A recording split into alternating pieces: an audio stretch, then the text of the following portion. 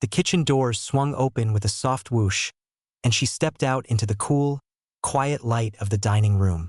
Her name was Lena, but here, she wasn't called by name much. Here, she was a pair of steady hands, a watchful eye, a polite nod. The restaurant, the Diamond Light, felt less like a place to eat and more like a temple where people came to worship money and quiet. The carpets were so thick they swallowed sound. The walls were dark wood, and the windows were great big sheets of glass showing off the whole city glittering below like a spilled jewelry box. Lena's first task was to polish the wine glasses. She stood at a side station, a clean white cloth in her hand, lifting each crystal glass to the light. She gave each one a careful, practiced twist, making sure no smear or fingerprint was left behind. Her hands knew this work. They were good hands, strong, with short, clean nails. A small scar ran across the knuckle of her right thumb, a mark from a baking tray long ago, in another life. As she polished, she watched the room wake up. The other waiters moved like ghosts in their black vests, speaking in murmurs. The head waiter, a man with a face as stern as a closed door, was lining up the staff for the nightly briefing. Lena finished the last glass, placed it perfectly on its shelf, and joined the line. "Tonight," the head waiter said, his voice low but sharp, "we have the van der Holst party at table 7. They are particular. Mrs. van der Holst does not like to be asked if everything is all right. You will know if it is not all right by the look she gives you. You will then vanish and inform me." A few of the younger staff shifted nervously. Lena simply listened, her eyes on the grand piano in the far corner. The piano was a beautiful, hulking thing of gleaming black wood. It sat on a small raised platform, a silent king overlooking its kingdom. It was only played on Friday nights by a serious-looking man with gray hair who played pleasant, forgettable melodies. The rest of the time it was a piece of furniture, a prop to make the rich feel cultured. Lena's station was near it, and throughout every shift, her path would cross by that piano a dozen times. The briefing ended, and the staff scattered like leaves. The first guests arrived. Lena felt the energy of the room shift, tightening like a coil. She took a deep breath, smoothed her black apron, and picked up her first menu. Her tables were a mix. A young couple on a date, their eyes only for each other. A group of businessmen, their voices a low rumble about stocks and deals. And then, there was table 7, the van der Holsts. He was tall and bored-looking, scrolling through his phone. She was a sharp-eyed woman in a dress that probably cost more than Lena's car. Lena approached, her posture straight but not stiff, her smile present but not pushy. "Good evening. May I start you with some still or sparkling water?" she asked, her voice clear and soft. Mrs. van der Holst looked up, her gaze sweeping over Lena as if checking for dust. "Sparkling. French. Not Italian." She said it like it was a test. "Of course," Lena said and turned to the husband. "Same," he muttered, not looking up as Lena walked to the service station. Her path took her right past the piano. This was her ritual. Every single time she passed it, she allowed herself one small thing. Sometimes, if no one was looking, she would let a single fingertip trail along the edge of its lid, feeling the smooth, cool lacquer. Other times, she would just glance at the keys, hidden under the fallboard, and imagine the feel of them. Smooth ivory and ebony, waiting. An older woman, dining alone at a small table nearby, saw her do it. She saw the waitress's hand come up, not to adjust anything or clean, but just to touch the piano, for less than a second. A tiny, almost stolen moment of connection. The woman's eyebrows raised just a fraction. It was strange. You don't touch the art. You look at it. This was a rule in places like this. But this young woman in her server's uniform had touched it like it was an old friend. Lena fetched the expensive water in its heavy glass bottle and returned to her tables. The orders came, detailed and specific. The steak must be cooked exactly so, the salad with the dressing on the side, the wine decanted an hour before serving. Lena wrote it all down in her neat script, repeating it back perfectly. She was a mirror, reflecting their desires without adding anything of her own. The night flowed on. She carried heavy trays, balanced high above her shoulder, weaving through the crowded room without a misstep. She cleared plates without clattering. She refilled glasses before they were ever empty. She was invisible in the best way. They saw the service, not the server. During a quiet moment, leaning against the service wall near the kitchen, she watched the pianist's empty stool. Her right hand, hanging by her side, flexed slightly, the fingers curling and uncurling. In her head, she wasn't in the restaurant. She was in a small, sunlit living room years ago, the air smelling of old books and lemon polish. An older woman's hands, wrinkled and dotted with age spots, were guiding her small, childish fingers on the keys of an old, slightly out-of-tune upright. "Feel the music here, my Lasco," the old woman would whisper in her soft, accented English, placing Lena's palm flat on her own chest. "It lives here first. Then it goes to the fingers." A crash from the kitchen snapped her back. Plate had shattered. The head waiter frowned in that direction. Lena pushed off the wall, her brief vacation over. She had a table waiting for their dessert order. But as she walked past the piano once more, she didn't touch it this time. She just gave it a look, a quick, quiet glance that held a whole conversation. Soon, the look said, "Not yet, but soon." The quiet moment by the wall didn't last. A glass of red wine tipped over at table 4, a rich, dark river spreading across the white tablecloth. Lena was there in an instant, not with a gasp or a fuss, but with a stack of clean napkins and a quiet, "Let me help with that for you." She contained the spill, whisked away the stained cloth, and had a fresh, crisp one laid down so quickly the diners barely had to pause their conversation. It was a dance she knew every step to. Crisis, then calm, all in under a minute. Back in the kitchen, the heat hit her like a wall. Steam and noise and shouting cooks. She placed the stained linen in the bin and checked her order slip. Table 2's main courses were up. She loaded the heavy plates onto her round tray, balancing the weight on her upturned palm and shoulder. As she pushed back through the doors, her eyes went straight to the piano, a fixed point in the swirling room. It was still there, silent and dark. She served the food with a murmured, "Please enjoy," and was turning away when the old woman at the small table near the piano caught her eye. The woman had finished her meal. She was just sitting, her hands folded in her lap, watching the room. She had kind eyes, Lena thought, the sort that had seen a lot. When Lena came to clear her plate, the woman spoke, her voice softer than the usual tones in this place. "It's a beautiful instrument, isn't it?" she said, nodding toward the piano. Lena felt a little jolt, like she'd been seen doing something secret. She followed the woman's gaze. "Yes," she said simply. "It is. You look at it a certain way," the woman continued, not prying, just stating a fact. "Most people just see a piece of furniture." What could she say? Lena just offered a small, tight smile, the professional one. "It's a focal point," she said, using a word from the restaurant's training manual. She collected the woman's dessert plate. "Can I bring you anything else? More coffee?"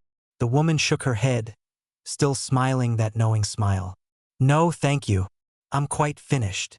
As Lena walked away, she felt flustered. She had been noticed. In her world, that was usually not a good thing. Being noticed meant a complaint, a special demand, a mistake. This felt different, but it still put her on edge. For the next hour, she didn't let her eyes wander to the corner at all. The peak of the dinner rush came and went. The buzz in the room settled into a contented hum. People leaned back in their chairs, sipping port, sharing a final story. Lena's feet ached, a familiar dull throb in her arches. She was refilling water glasses at the businessman's table when she heard the voice at the front entrance rise in pitch. It was the manager, Mr. Thorne. He was a man who usually moved with oiled calm, but now his words were sharp clips of panic. "What do you mean? He's not coming?" "He's never not come. It's Friday."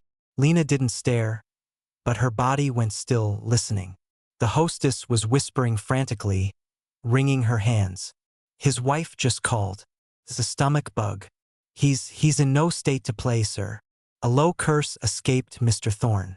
The Friday pianist was as much a part of the diamond light as the linen napkins. His absence was a tear in the perfect fabric of the evening. Already, a few guests were glancing toward the dark, silent piano, as if noticing for the first time that something was missing. The silence, which had felt rich and exclusive before, now began to feel heavy, awkward. Lena finished with the water and moved back to her station. Her heart was doing a funny little beat against her ribs. She watched Mr. Thorne pace a small, tight circle near the maitre d' stand, running a hand through his perfectly styled hair. He was debating something. His face pinched, he pulled out his phone, thumb scrolling desperately. He was clearly looking for a replacement, anyone who could fill the void. But it was late on a Friday night. Who could he get? A college student who knew 3 pop songs? That would be worse than nothing. It would shatter the illusion. A strange feeling bubbled up in Lena's chest. It wasn't just nervousness. It was a weird, painful hope. It was the feeling you get when you see a door you thought was locked forever, and you notice the key is suddenly, miraculously, in your hand. Her palms grew damp. She wiped them on her apron. She saw Mr. Thorne's shoulders slump. The phone call he'd made had clearly ended in a shake of the head on the other end. He put his phone away, defeated. The silence in the room grew louder. That's when she moved. It felt like her legs were carrying her without her brain's full permission. She walked toward Mr. Thorne, the sea of white tables between them. Her uniform felt suddenly too bright, too obvious. Every step echoed in her own ears. The old woman at the corner table saw her go and slowly put down her coffee cup. Lena reached the manager. He was staring at the piano as if he could will a musician to appear. "Sir?" Her voice came out smaller than she wanted. He turned, irritated at the interruption. His eyes swept over her, not seeing her, just seeing a waitress, a problem of a different kind. "What is it? Table 7 needs something?" "No, sir." Lena took a shallow breath. "It's about the piano. I can play." For a full 3 seconds, Mr. Thorne just stared. His brain seemed to be processing the words, but they made no sense. He looked from her face to her apron, to her hands held stiffly at her sides. A laugh almost escaped him, but it died when he saw she wasn't joking. "You," he said flatly. "Yes, sir. Play the piano." He said it slowly, pointing at the Steinway as if she might have meant a different one. "Just to fill the time," she said quickly, the words tumbling out. "Background music. I know it's unexpected, but I can do it. I promise I won't play anything strange." He was a man backed into a corner. The silent piano was a sinking ship, and here was a life raft, even if it looked like it was made of old boards and hope. His skepticism warred with his desperation. He looked her up and down once more, his gaze lingering on her steady, clear eyes. "Fine," he snapped, the word a surrender. "Fine. Keep it simple, quiet, classical, nothing with flourishes. You are still on the clock, understand? When I find a real solution, you stop." Lena just nodded, a sharp, quick movement. "Yes, sir." She turned. The walk back across the dining room toward the piano felt 1,000 miles long. She was aware of every eye, every turned head. Whispers started, like little rustlings in dry grass. What is she doing? Is the waitress going to clean it now? She felt a hot flush climb her neck. She reached the piano. This time, she didn't just touch it with a fingertip. She placed her whole hand on the lid, steadying herself. Then, she pulled out the bench, sat down, and the world narrowed to a single point of focus. The grand, silent expanse of black and white keys was waiting. And for the first time all night, she was home. You can replace this text with any text you wish. You can either write in this text box or paste your own text here. Try different languages and voices. Change the speed and the pitch of the voice. You can even tweak the SSML, speech synthesis markup language, to control how the different sections of the text sound. Click on SSML above to give it a try. Enjoy using text-to-speech. The seat of the piano bench was firm, a little cool through the fabric of her trousers. Her world, which a moment before had been the whole wide, noisy restaurant, shrank down to the space between her body and the keyboard. The polished black wood of the piano's inner frame curved around her like a wing. She could smell it. A hint of old, sweet wood and lemon-scented polish, so different from the smells of roasted meat and perfume that filled the dining room. Her hands rested in her lap for a moment. They looked strange to her now, these tools of her job. These were the hands that carried 5 plates at once, that scrubbed baked-on cheese from a skillet, that wrote down orders for rare steaks and expensive wine. The small scar on her knuckle seemed to pulse under the soft light. Could these hands do what she needed them to do now? She lifted them, placing them gently on the edge of the keys. The ivory was smooth, cooler than she'd imagined. The silence in the room was no longer just an absence of music. It was a held breath. She could feel the weight of the stairs on her back. Mr. Thorne's anxious glare, the old woman's curious gaze, the bored, skeptical looks from the tables. They saw an apron. They saw a uniform. They were waiting for a mistake, for a clumsy children's tune, for proof that this was all a silly joke. But under her fingertips, the keys were not strangers. They were an old language coming back to her. She closed her eyes, just for a heartbeat, and she wasn't in the diamond light. She was 10 years old, on a wobbly stool in her grandmother's apartment. The piano there was brown, scarred, and the middle C key had a tiny chip in its edge. Her grandmother's hand, warm and papery, covered her own small one. "The music is already there, my love." Her grandmother's voice whispered in her memory, the accent softening the words. "In the quiet. You are not making it. You are just letting it out." She took a deep, quiet breath and let it out slowly, her fingers pressed down. The first chord was not a single note, but a deep, rich cluster of sound that seemed to bloom in the air. It wasn't the light, tinkling background music Mr. Thorne had asked for. It was something else entirely. Full, deep, and with a gentle, aching sadness at its heart. It was the opening of a piece by Chopin, a nocturne. It was the sound of a lonely moon, of quiet streets after rain, of a memory too sweet to hold on to. The conversation at the table closest to the piano, 2 men talking loudly about a golf score, stopped dead. One of them had his fork halfway to his mouth, stayed there frozen. His eyes, previously glazed with boredom, sharpened and flicked toward the waitress at the piano. Lena didn't hear the silence she created.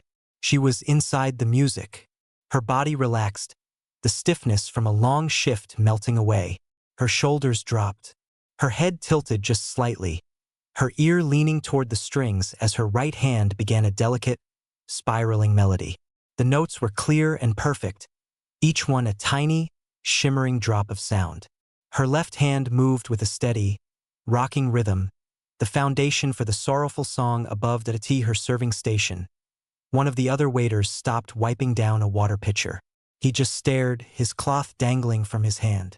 He had worked beside Lena for 8 months. He knew she was reliable, that she never complained, that she was good with the difficult customers. He had no idea about this. This was like watching a quiet, gray sparrow open its mouth and sing with the voice of a nightingale. Mr. Thorne, standing rigid by the bar, felt his jaw go slack. The fine, he had muttered to her, was ringing in his ears. This wasn't fine. This wasn't background music. This was a performance. A real, honest-to-goodness, concert-level performance happening in his restaurant, played by his waitress. The shock was so complete it felt like a physical chill. He couldn't move. The old woman at the corner table simply closed her eyes. A small, deep smile touched her lips. She had known. She had seen the look, the touch. Now she understood. She didn't just hear the music. She listened to it. She heard the story in it. The years of practice, the love, the loss, the quiet dedication. A single tear traced a path through her powder, but she didn't brush it away. The music swelled. Lena's fingers flew now, not with showy speed, but with a powerful, controlled emotion. A run of notes cascaded down the keyboard like water over smooth stones. Then it pulled back, becoming soft and intimate, a secret told in the dark. Her entire being was focused on the conversation between her hands. The restaurant, the people, the job. It all faded into a distant blur. There was only the piano, and the memory of her grandmother's living room, and the feeling in her chest that was finally finding its way out through her fingertips at a tea table 7. Mrs. van der Holst put down her wine glass. She had been in the middle of criticizing the texture of the asparagus. But the words died on her tongue. She turned in her chair, fully, to look at the girl on the platform. She saw the straight back, the absorbed expression, the confident, graceful arc of her wrists. She saw an artist, the socialite, a woman who attended charity galas and bought expensive seats at the symphony, recognized the real thing when she saw it. And it was being given freely, to a room full of people who hadn't paid for it, by the person who had just served her asparagus. Her carefully composed face showed something utterly new, pure, unguarded wonder. The last section of the piece began, a return of the main melody, but now fuller, richer, layered with all the emotion that had come before. Lena played it with a strength that made the piano sing, the sound vibrating up through the floor, into the legs of the chairs, into the very bones of the people listening. No one moved. No one whispered. They were caught, every single one of them, in a spell made of sound and feeling. And in that moment, the invisible walls of the restaurant came down. The hierarchy of customer and server, of rich and worker, of elite and ordinary, simply dissolved. There was only the music and the human being creating it. The final notes of the nocturne didn't really end. They seemed to soften, to fade into the air of the restaurant like a sigh, leaving behind a silence that felt thick and different. It wasn't the empty quiet from before. This silence was full. It was the kind of quiet that happens after a beautiful truth has been spoken, when no one wants to be the first to break the spell. That Lena's hands came to rest, palms down on the cool keys. Her shoulders rose and fell with a deep breath. The world outside the piano came rushing back in. The faint hum of the air conditioner, the distant clatter of a pan from the kitchen, the soft rustle of fabric as someone shifted in their seat. The sound of her own heartbeat in her ears was loud. She kept her head down for a second, blinking. The bright lights of the dining room felt harsh after the deep, private world she had just been in. Then, a sound cut through the quiet. It was a single, clear clap. Then another. It came from the old woman at the corner table.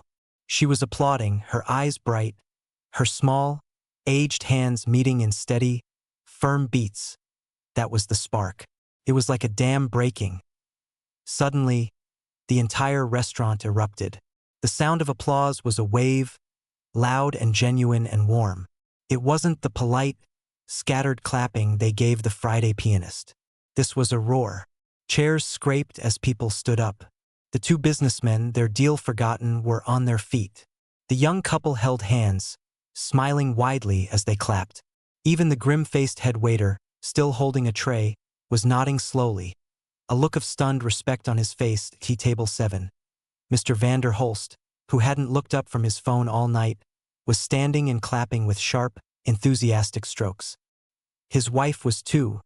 Her earlier sharpness completely melted away into something like awe. Lena turned on the bench. The sight hit her like a physical thing. A sea of standing people, all looking at her, all smiling, all making this thunderous, wonderful noise for her. A hot blush flooded her cheeks, burning all the way to the tips of her ears. Her professional mask was gone. She looked young, overwhelmed, and utterly herself. She didn't know what to do with her hands, which suddenly felt clumsy again.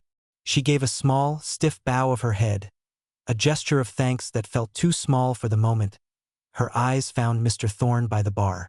He was clapping too, but slowly, as if in a daze. His expression was unreadable, a mix of shock, pride, and sheer confusion. He caught her look and gave one sharp, almost imperceptible nod. It wasn't a smile, but it was an acknowledgement. He had seen it too. The applause went on and on. It was the crowd's way of saying they understood. They had witnessed something extraordinary, something real in a place built on polish and illusion. Lena gave another little nod, her heart hammering against her ribs. She had to do something, to move. The attention was too heavy, too bright. She stood up, her legs feeling a little shaky. As she did, the applause began to change. It didn't stop, but it softened, mixed with murmurs of bravo and incredible. People started to sit back down, but the energy in the room had shifted completely. The air was electric, alive with shared wonder. Lena walked the few steps from the piano bench back to the service station. It felt like the longest walk of her life. Every eye followed her. As she passed the old woman's table, the woman reached out and gently touched her wrist. "Thank you," she whispered, her voice thick. "Thank you for the gift." Lena could only manage a wobbly smile and another nod. She arrived at her station and leaned against it for a moment, letting the solid wood hold her up. Her fellow waiter, the one who had frozen with the cloth, just stared at her, his mouth open. "You," he began, but couldn't find the words. He just shook his head and laughed, a sound of pure disbelief. "Wow, just wow." The head waiter approached. He looked at her, really looked at her as if seeing her for the first time. "Table 5, he said, his usual sternness gone, replaced by a new, quiet tone. "They'd like to order dessert. And I think they'd like you to take the order." It was a subtle shift, but she felt it. She was still the waitress. The tables still needed serving. But something had changed. She wasn't just staff anymore. She was the person who had played. She took another deep breath, smoothed her apron out of habit, and picked up her order pad. The first steps toward table 5 were hard. She felt exposed. But as she walked, she saw the looks on the customers' faces. They weren't looks of pity or curiosity. They were looks of respect. A man gave her a thumbs up. A woman smiled warmly. She reached table 5, a middle-aged couple. The woman beamed up at her. "That was the most beautiful thing I've heard in years," she said, her hand on her chest. "Truly." "Thank you," Lena said, her voice a little hoarse. "Would you like to see the dessert menu?" "We'll have the chocolate tart," the man said, not even looking at the menu. "And is there any chance you might play something else later?" Lena gave her professional smile, but this time it reached her eyes. "I'll have to check with the manager, sir." As she wrote down the order, her hands were steady. The trembling had stopped. Behind her, the grand piano sat, no longer silent or sad. It seemed to glow under the lights, a companion sharing a secret. The night wasn't over. The dirty plates were still waiting. The coffee still needed to be poured. But for the rest of her shift, every time she passed that piano, she didn't just touch it. She gave it a small, private smile. The music was still there, and so was she. The rest of the shift moved in a strange, dreamlike current. The applause had faded, but the echo of it seemed to hang in the air, changing everything. When Lena brought the chocolate tart to table 5, the couple didn't just say thank you. They looked at her, really looked, and asked, "How long have you played?" It wasn't the usual kind of question from a customer. It was curious, kind, and human. She answered simply, "Since I was a child." She didn't offer the story of her grandmother, the small apartment, the chipped middle C key. That was hers. But the simple truth was enough. They nodded, understanding passing between them without more words. This happened again and again. At table 2, one of the businessmen, his tie loosened, stopped her as she cleared his plate. "That was Chopin, wasn't it? The Nocturne." She nodded, surprised he knew. "My mother used to play it," he said, his voice softening. "Haven't heard it played like that in a long time." He didn't say anything else, but the usual hard, calculating look in his eye was gone, replaced by something distant and personal. Even the staff treated her differently. The other waiters gave her a wider berth, not out of coldness, but with a new, almost shy respect. The young busboy, who usually scurried by with his head down, caught her eye and gave her a quick, bright grin. The kitchen doors swung open as she entered, and for a moment, the usual roar died down. The head chef, a large man with a permanent scowl, was plating a fish. He glanced up at her, gave a single gruff nod, and went back to his work.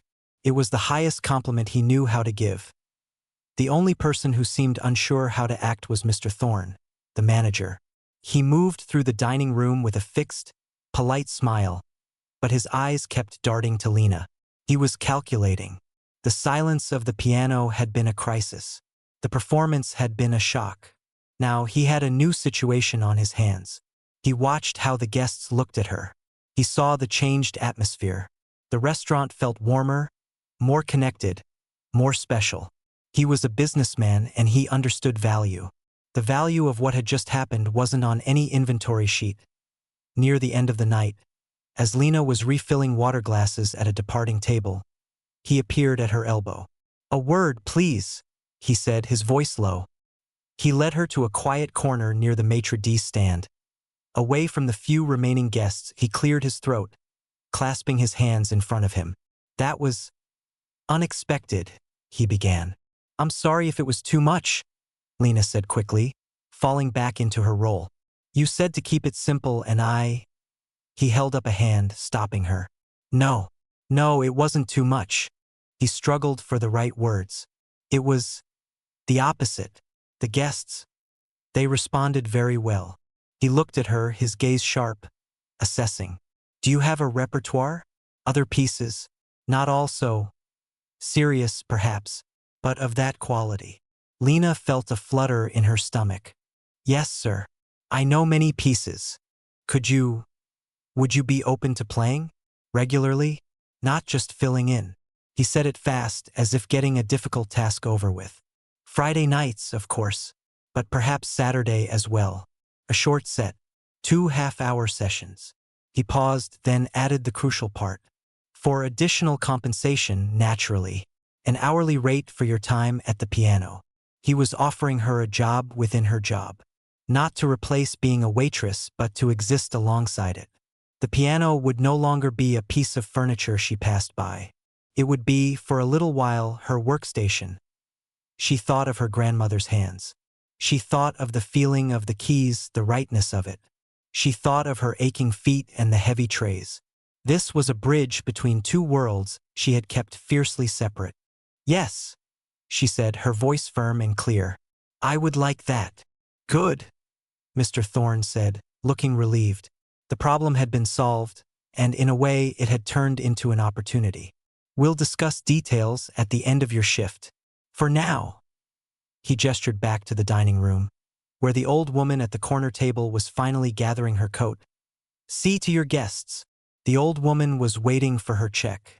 As Lena brought it over, the woman didn't reach for her purse. Instead, she looked up at Lena, her eyes wise and gentle. "I knew it," she said softly.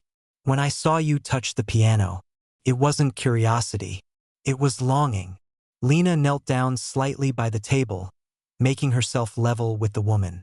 It was against protocol, but nothing about tonight was protocol anymore. "It felt like coming home," she admitted, the truth slipping out. The woman patted her hand. "Don't let them make it a trick," she whispered, her voice urgent. "Don't let it become just another thing on the menu. What you have is a gift. You gave it to us tonight. Remember to keep a little of it for yourself, too." She paid her bill then, leaving a generous tip folded under the saucer. As she walked toward the exit, she turned back once and gave Lena a final, approving nod. The last guests trickled out. The lights were brightened, chasing away the intimate shadows. The sound of clattering dishes from the kitchen grew louder as the cleanup began. Lena went through her closing duties, wiping down her stations, rolling silverware into napkins, resetting tables for tomorrow. The ordinary work felt different. Her body was tired, but her mind was alive, buzzing. When she finally clocked out and walked out the staff entrance into the cool night air, the city sounds felt different too. The honking cars, the distant sirens, the murmur of people on the street. It was like a new kind of music. She flexed her fingers, feeling the familiar ache in her joints, but also a new, pleasant tiredness in the muscles from playing. She hadn't just played the piano tonight. She had, for a few minutes, stepped out of the shadow she lived in. And the world had not laughed.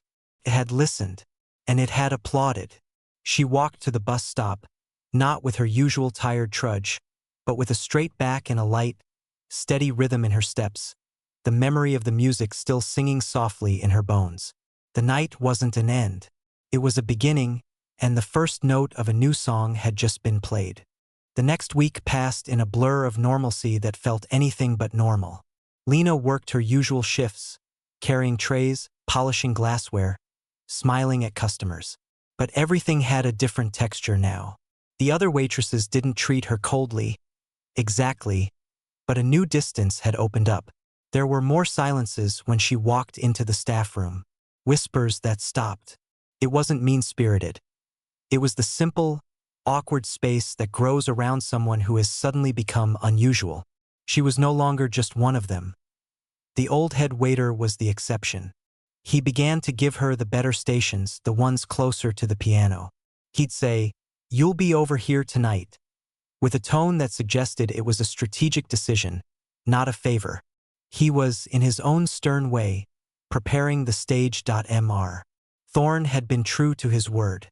They'd had a brief, formal meeting in his small, tidy office.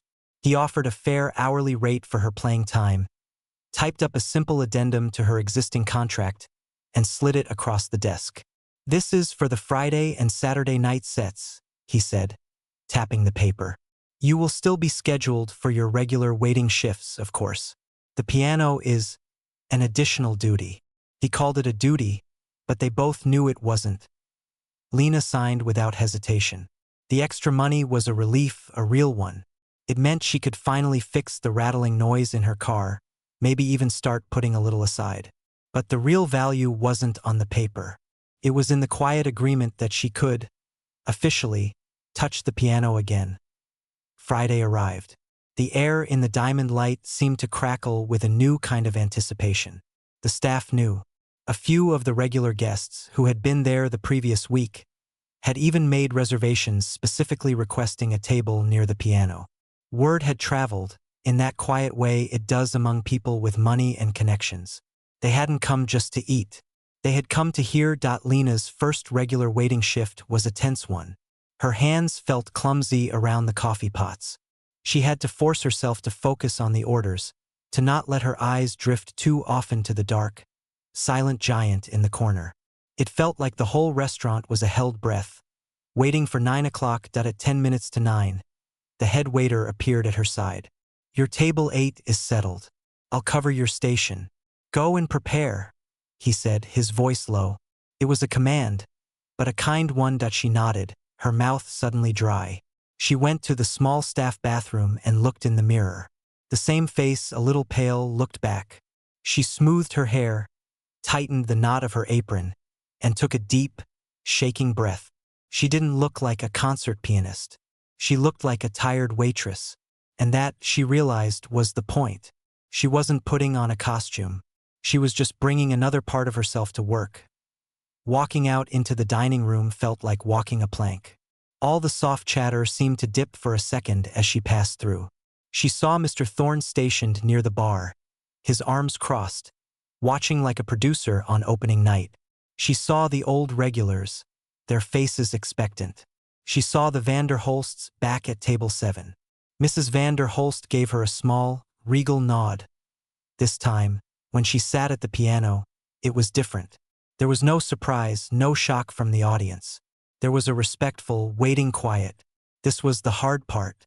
Last week had been a burst of emotion, a surprise for everyone, including herself. Tonight was a promise she had to keep. She placed her hands on the keys. The familiar cool smoothness was there, but so was a wave of fear. What if it was a fluke? What if last week was just luck? A moment of magic that couldn't be repeated. The silence pressed in on her. Heavy with expectation, she closed her eyes. She didn't think of the crowd. She thought of her grandmother's voice. Not the words, but the sound of it, humming along to the radio while she cooked. The sound of safety. The sound of unconditional love.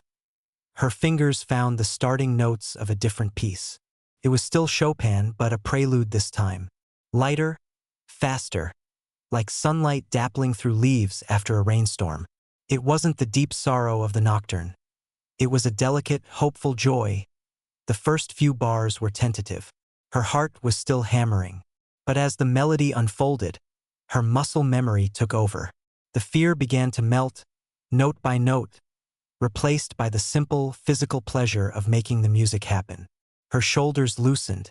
A small, real smile touched her lips as her hands danced, chasing each other up and down the scales. She risked a glance at the room. No one was eating. Forks rested on plates. Glasses were half-raised, forgotten.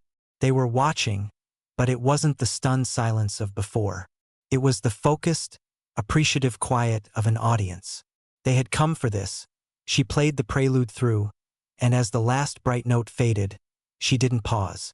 She flowed directly into a gentle, flowing piece by Debussy, something that sounded like water and wind chimes. She had planned this, a set that moved, that told a small wordless story from twilight into a peaceful night. For 30 minutes, she played, not with the desperate passion of the first time, but with a confident, steady grace. This was work, but it was the best kind of work.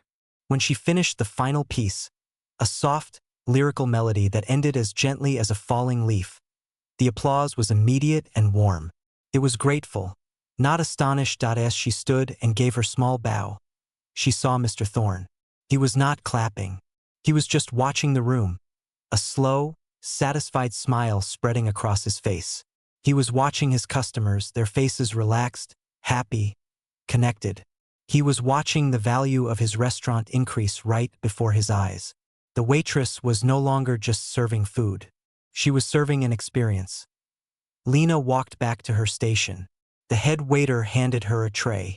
"Table 3 needs their check," he said, his voice normal, as if she hadn't just transformed the room. And that, strangely, felt like the greatest acceptance of all. She picked up the tray and went back to work. But as she passed the piano, now silent again, she didn't feel like a stranger looking in. She felt like she had come to an agreement with it. They would share this space. The music was no longer a secret she kept from her job. It was now a part of it. And for now, in this glittering, complicated place, that was enough. Months settled into a new rhythm.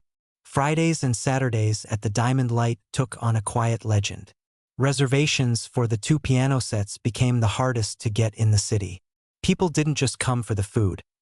They came for the moment the waitress would put down her tray, walk to the corner, and turn the elegant room into something more like a shared, living heart. Lena's life became a balancing act between two worlds. There were afternoons spent in her small apartment, the quiet broken only by the sound of her own second-hand keyboard, its electronic tones a poor cousin to the Steinway's richness, but good enough for practice. She worked on new pieces, relearned old ones. The music was no longer a hidden language. It was a skill she tended to, like a gardener. Then there were the shifts. She still waited tables. Her feet still ached. She still dealt with difficult customers and spilled soup. The extra money from playing was a lifeline, but it didn't erase the reality of the job. Some of the other staff grew used to her dual role, the novelty wearing off into a kind of resigned acceptance. A few even seemed proud, in their own way, to work alongside the piano waitress. Mr. Thorne was thrilled, of course. Business was up. A magazine had even done a small feature, The Diamond Light's Hidden Virtuoso. He had it framed in the lobby. He offered Lena more money to play additional nights, to maybe even wear a different, more performance-appropriate dress for her sets. She declined the dress. The apron, she felt, was the whole point. She agreed to one extra Thursday set, but held firm on the rest. The music had to stay hers, not something they could consume every single night. One rainy Saturday, nearly a year after that first night, something shifted. The room was packed, the air thick with the scent of wet wool and expensive perfume. Lena was in the middle of her first set, playing a piece that was both powerful and deeply sad. She was lost in it, as she often was, her eyes closed when she finished. She opened her eyes to the usual warm applause. But as it died down, a man at a front table stood up. He was older, with a kind, serious face and glasses. He wasn't dressed as flashily as some of the other guests. He waited for the room to settle. "Excuse me," he said, his voice carrying without being loud. He wasn't speaking to the room. He was speaking to her. That was profoundly moving. "My name is Arjun. I teach at the conservatory."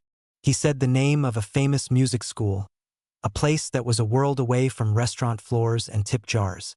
A soft murmur went through the crowd. Lena froze on the bench, her hands still in her lap. "I don't mean to intrude on your evening," the man continued, his tone respectful. "But a talent like yours, it should have a stage, a real one. I would be honored if you would consider coming to play for us. Not as an audition, just to play." He reached into his jacket, pulled out a simple business card, and walked the few steps to the piano. He placed it carefully on the edge, near the music stand. He gave her a small, encouraging nod, then returned to his seat. The room was utterly silent. All eyes were on Lena. This was a different kind of applause, more dangerous and more real. This was a door swinging wide open, a door out of the diamond light entirely. She looked at the small white rectangle on the black wood. It seemed to glow. Her mind raced. The conservatory. It was everything she had once dreamed of, everything she had put away in a box labeled before. When her grandmother was alive and life had a different shape, she felt Mr. Thorne's gaze from across the room, sharp and worried. She saw the faces of the guests, watching this unexpected scene unfold. She saw the old woman from that very first night, who was now a regular, sitting in her usual corner. The woman met her eyes and gave a slow, almost imperceptible shake of her head. Not no, but don't let them decide for you. Lena took a deep breath. She reached out, picked up the card. The paper was thick, high quality. She looked at the name, the title, the elegant script. She didn't smile. She didn't cry. She simply nodded at the man, a mirror of his own gesture. "Thank you," she said, her voice clear in the quiet room. "That is very kind." She placed the card inside the piano bench, on top of the stack of unused sheet music. A safe place. Then she turned back to the keys. "For my last piece tonight," she said to the room, speaking more publicly than she ever had. "Something a little different." And she began to play. It wasn't Chopin or Debussy. It was a folk tune, one her grandmother had sung while kneading dough. It was simple, repetitive, earthy. It had no flashy technique, no complex emotions for critics to dissect. It was just a melody from home. As her fingers moved, steady and sure, she made her decision. Not about the card, not about the conservatory. That was for later, for a quiet moment alone. Her decision was for right now. She was here, in this room, on this stage she had built for herself from scratch. She was the waitress and she was the pianist. One did not cancel out the other. They were both true. The simple song filled the diamond light, a humble, human sound in the temple of the elite. And as she played, she realized the elite didn't matter anymore. The people listening were just people. Some had tears in their eyes, remembering their own grandmothers, their own homes, their own forgotten dreams. She finished. The applause was, as always, warm. But as she stood and bowed, she knew something had changed forever. And it wasn't because of the man's offer. It was because she finally understood her own power. She wasn't waiting to be discovered. She had already discovered herself. She walked back to her station, tied her apron, and picked up a coffee pot to refill cups. The card waited in the bench. The future was an unwritten song. But for tonight, her shift wasn't over. There were still tables to serve. And for now, that was exactly where she wanted to be.